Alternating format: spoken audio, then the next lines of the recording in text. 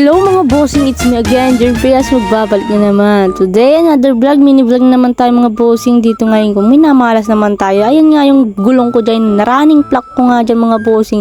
Wala nga siyang botas dyan mga bossing, pero yung kanyang tornilyo ay kailangan ng palitan kasi nga running plug ko to.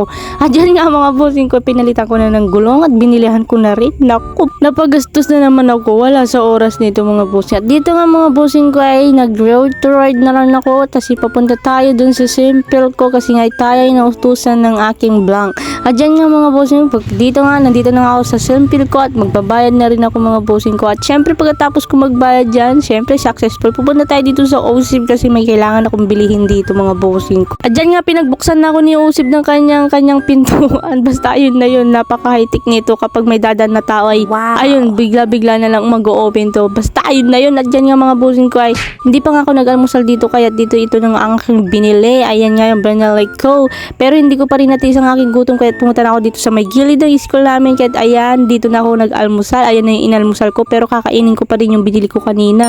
Nag-nuggets lang ako dito. Tapos ayan, nagkain lang ako ng turon na may kanin na mayroong asukal. Basta yun na yun. At kung napapansin nyo, wala tayong work ngayon mga bossing ko. Bali, isang linggo nga tayo nakalib kasi tayo ay may binigyan ako ng boss ko ng isang linggo para magpahinga. Bali, kami nga lahat na magkakasama doon sa trabaho ay meron kami tigi isang linggo na leave mga bossing ko.